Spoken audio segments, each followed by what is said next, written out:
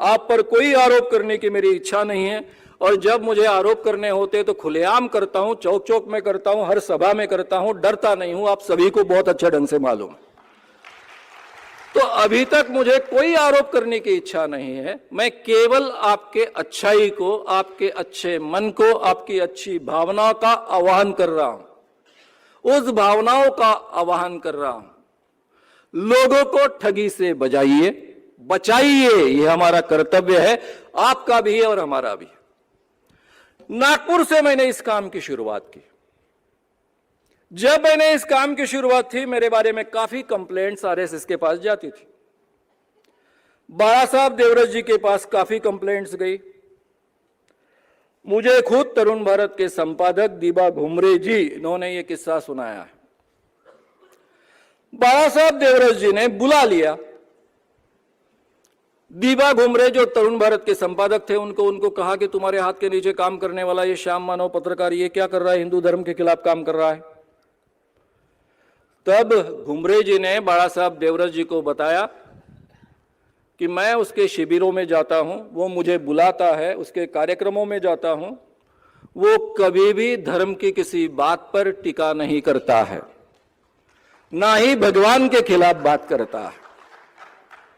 वो हमेशा भगवान और धर्म के नाम पर जो ठगी होती है, उसका शोषण होता है, उसके खिलाफ काम करता है। बाला साहब देवरस जी ने प्रतिक्रिया व्यक्त की। प्रतिक्रिया बहुत महत्व की है। उन्होंने कहा कि हमारे घर में हमें कहां सांप चाहिए, हम अपने घर का सांप नहीं मार सकते। अगर मेहमान के लाठी से वो सांप मरता है तो बहुत अच्छी बात है। इसलिए साहब आप देखेंगे कि मैं इतने सालों से काम कर रहा हूं, इतने बाबाओं का हमने भांडाफोड़ किया है, एक्सपोज किया है, उनको भगाया है, लेकिन कभी भी ऑर्गेनाइज तरीके से आरएसएस ने हमारा विरोध नहीं किया, क्योंकि उनके मन में ये विचार है कि ये अंधविश्वास हमारे भी जीवन में, हमारे भी लोगों में हमें नहीं चाहिए। अगर मेहमान, वो मुझे अपना नहीं मानते, मेहमान मानते हैं, मेहमान के काठी से अगर सांप मरता है तो अच्छी बात है। ये भी मैं जाहिर तरीके से आपके सामने सुना रहा हूं। अब मित्रों, ये सब बातें मैंने आपके सामने सुनाने के बाद में हम आह्वान की तरफ आएंगे। इस बाबा को हमने जो आह्वान दिया, वो हमने काल्पनिक आह्वान नहीं दिया।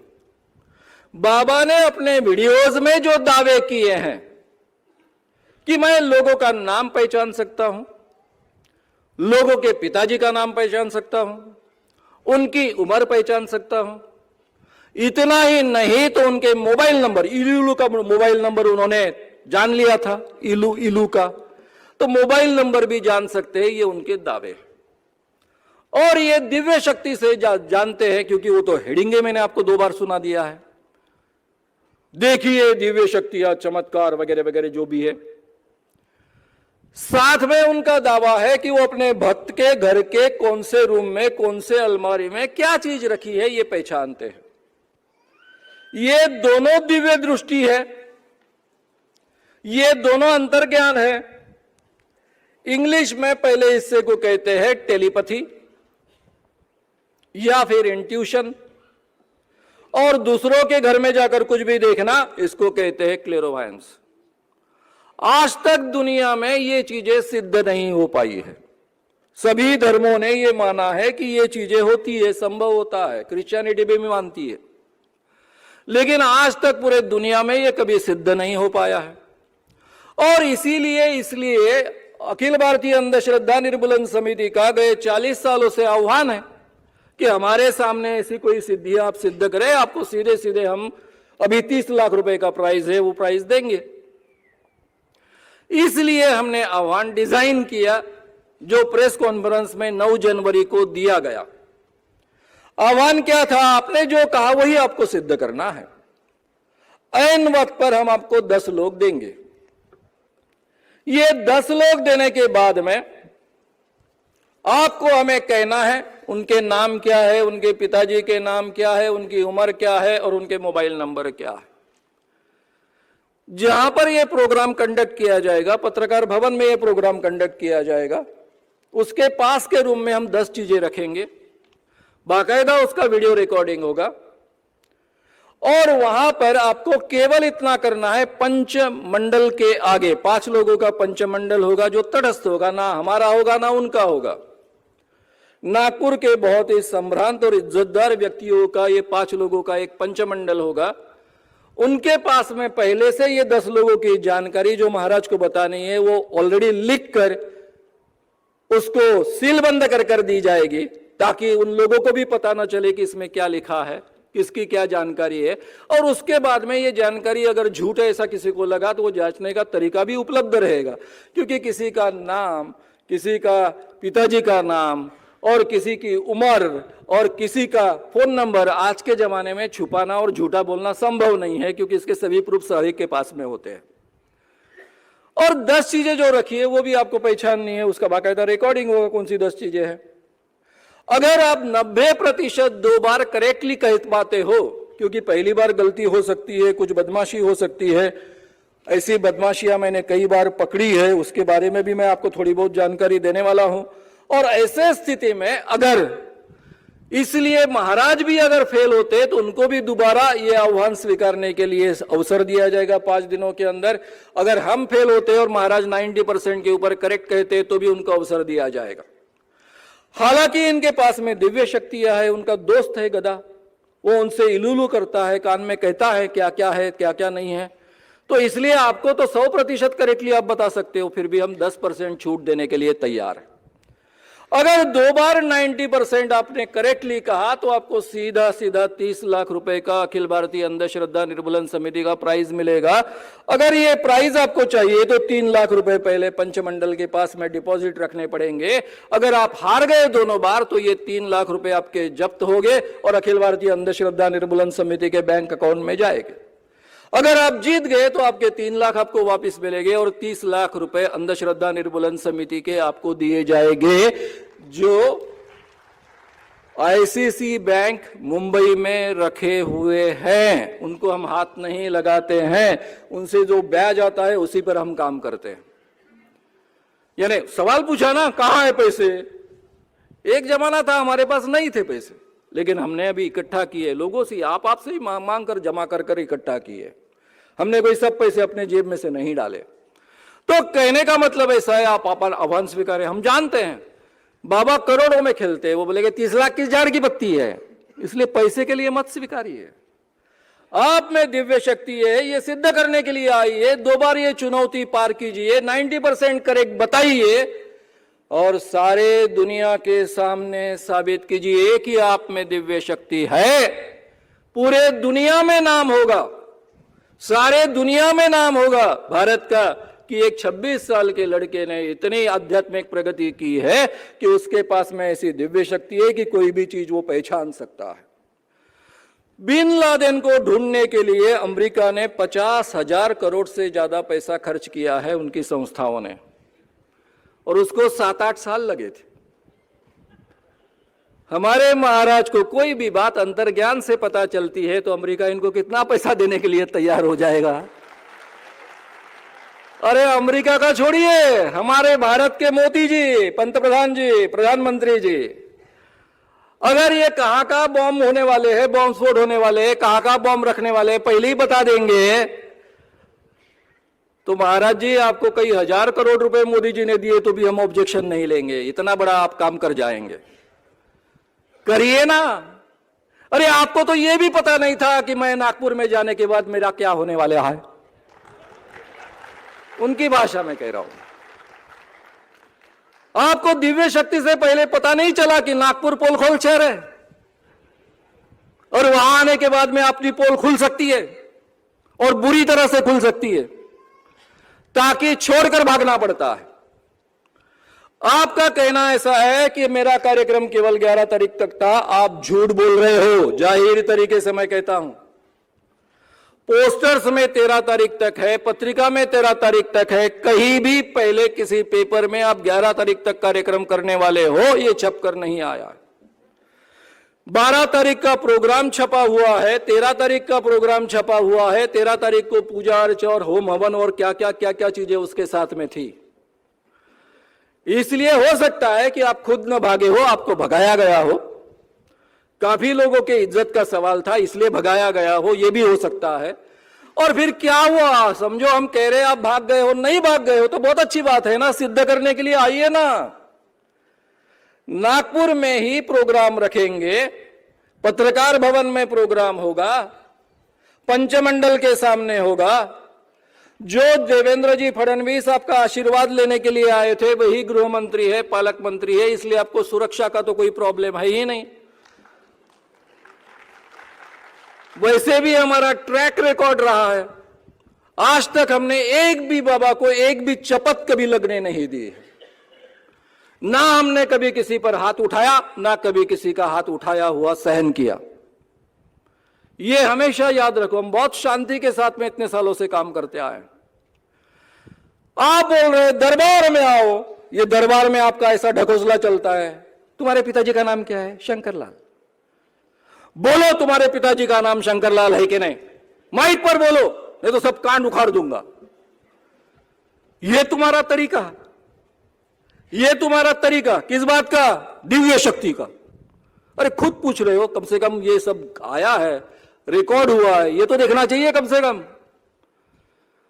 तो ये पब्लिक के सामने मैं खुद भक्त रहा हूं, अपने बाबा के बारे में जिसको हम भगवान मानते हैं उसके बारे में कोई आरोप करता है तो कितना बुरा लगता है, और उसके लिए भक्त कुछ भी गुजरने के लिए तैयार होते हैं। ये मैं बहुत अच्छे ढंग से उनकी मानसिकता जानता हूं, इसीलिए इतने सालों में मार न खाते काम करते आया। उस मानसिकता को पहचानता हूं, उसका आदर करता हूं, उसका सम्मान करता हूं और उन्हीं के लिए काम करता हूं। वहां आकर उस वातावरण में क्या आपको मैं फ्रॉड एंड प्रूफ कंडीशन के अंदर जाग सकता हूं? रहे सवाल आपके तरीके जानने के, किस ढंग से आप जानकारी प्राप्त करते हो, इसके मैं केवल 2-3 उदाहरण आपको दूंगा। प्रोफेसर शर्मा नाम के एक बहुत बड़े ज्योतिषी यवतमाल में आए। जो भी व्यक्ति उनको भविष्य पूछने के लिए जाता था वो उसका 100% सही भविष्य बताते थे। मैं और मेरे मित्र प्राध्यापक नमा जोशी, हम दोनों ने Tarun Bharat at a time join किया था। मैं यहाँ कॉलम चला रहा था और प्राध्यापक नमा जोशी यवतमाल में जिला प्रमुख थे। उन्होंने इसके बारे में एक बड़ा आर्टिकल छपाया, महाराज का बहुत बिजनेस बढ़ गया। मैंने जस्ट इस काम की शुरुआत की थी। मैंने कहा कि ये क्या कर दिया तुमने? चल बोले तेरा भविष्य बताता, तेरे सामने हाथ कंगनी को आरसा किया, हाथ कंगन को आरसा किया। मैंने बोला देख यार, बात मैं करूंगा, तू नहीं बोलने का।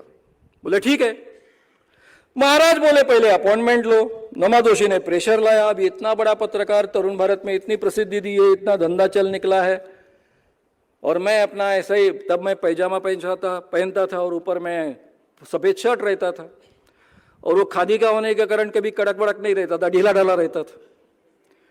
तो उनको ऐसा लगा कि मैं ऐसा ही गावंडर व्यक्ति होगा, गांव वाला होगा, तो वो तैयार हो गए भविष्य बताने के लिए। मैंने पहला सवाल पूछा कि मेरा बीए का अंग्रेजी का पेपर अभी तक नहीं छूट रहा है, कब छूटेगा?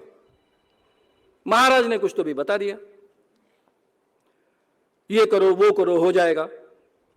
दूसरा सवाल पूछा, मेरी शादी नहीं हो रही है, कब होगी? और उसके बीच का सवाल पूछा था, मुझे नौकरी नहीं मिल रही, कब मिलेगी? अब ये 3 सवाल मैंने उनसे पूछे। पहले सवाल का जवाब तो उन्होंने दिया कि कभी तो भी तुम्हारा पेपर छूटेगा, लेकिन बहुत मेहनत लेनी पड़ेगी और छूटेगा इसकी गारंटी नहीं है, फिर भी कोशिश करो।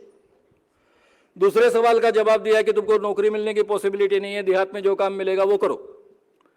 और तीसरा उन्होंने कहा मेरी शादी कब होगी? तो वो बोले शादी की गुंजाइश तो अभी नहीं है, लेकिन 5-10 साल तो शादी होने की गुंजाइश नहीं है। अभी जो कमाई नहीं करता है, पढ़ा लिखा भी नहीं है, तो उसका क्या होगा? अब प्रोफेसर नमा जोशी जो एमए को पढ़ाते थे वो चिढ़ गए, क्योंकि उनको मालूम था कि ग्रेजुएशन को मैंने इंग्लिश पढ़ाया है। अब जो लड़का बीए पास नहीं हुआ वो ग्रेजुएशन को इंग्लिश पढ़ा चुका है। नौकरी में मैं तब किर्लोस्कर प्रेस की नौकरी में था। रहा सवाल शादी का, शादी उसकी और मेरी, नमा जोशी की और मेरी साथ में हो चुकी थी, मुझे बच्चा भी था।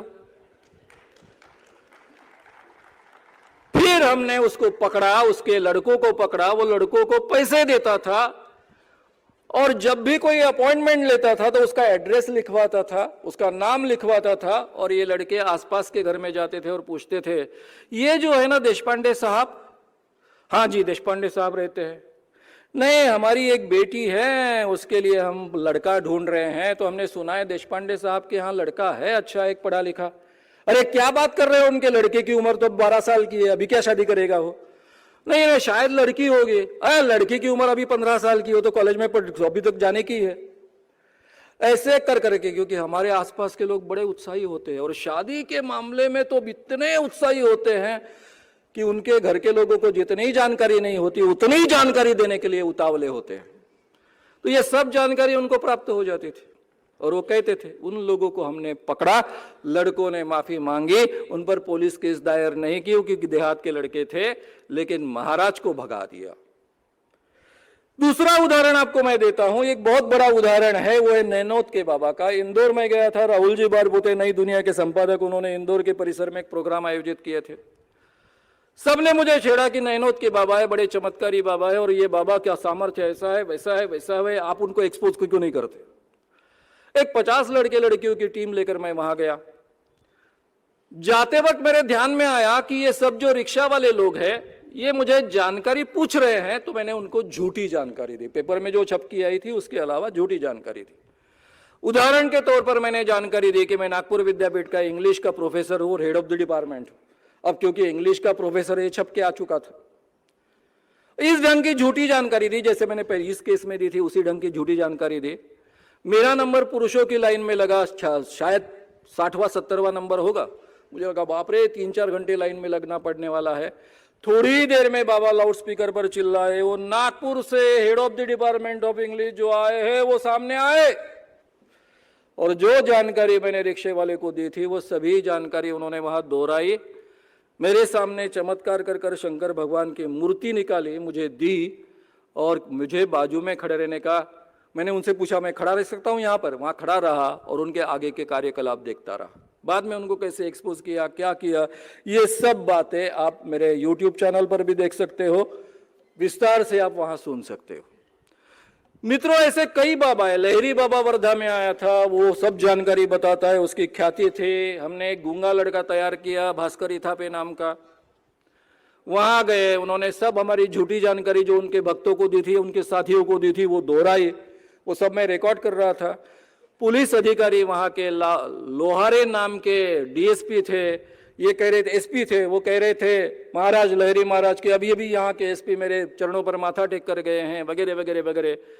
और फिर हमारे भास्कर इथापे का पेशेंस छूट गया, और जब ये कह रहा, अरे गूंगे बोल, अरे गूंगे आकर आकर आकर, वो पौन घंटा अपना नाटक करता रहा, उसका पेशेंस छूट गया और उसने जो गाली देना शुरू किया तो हमारा सब भांडा फूट गया। मैं सीधा टेप रिकॉर्डर लेकर लोहार साहब के पास गया जो एसपी थे। उन्होंने मुझे बिठाया, खाना चाय नाश्ता पिलाया, खाना खिलाया। तब तक ये बाबा को बिठा के वर्धा डिस्ट्रिक्ट के बाहर छोड़कर आ गए। उस जमाने में कानून नहीं थे, ये सबसे बड़ी दिक्कत थी। तो ऐसे कई बाबा है जो झूठी जानकारी कैसे प्राप्त करते हैं, हमको बहुत अच्छे ढंग से मालूम है। सच्ची जानकारी प्राप्त करने का उनका दरिया क्या होता है ये पता है। इसलिए हमने बाबा के दरबार में जाकर ये चीजें एक्सपोज नहीं कर सकते, क्योंकि उनको सपोर्ट करने वाली पूरी सिस्टम वहां होती है जो उन तक जानकारी पहुंचाते। कोई दिव्य दृष्टि वगैरह नहीं होती है। तो वो नागपुर आए, नागपुर में सब लोगों के सामने ये सिद्ध करे, पत्रकारों के सामने सिद्ध करे। अगर 2 बार 90% वो करेक्ट बताते हैं, पैसों के लिए मत आए, केवल दिव्य शक्ति सिद्ध करने के लिए आए, तो हम अगर वो 90% करेक्टली बताते हैं तो मैं उनके सामने उनके चरणों पर माथा टेकूंगा, माफी मांगूंगा। और जो मेरे संगठन ने आज तक हजारों बाबाओं को, मांत्रिकों को, देवी देव शरीर में आने वाले लोगों को और ज्योतिषियों को एक्सपोज किया है, वो संगठन बंद कर दूंगा। ये जाहिर तरीके से लिखित फॉर्म में मैंने प्रेस कॉन्फ्रेंस में 9 तारीख को बात कही है।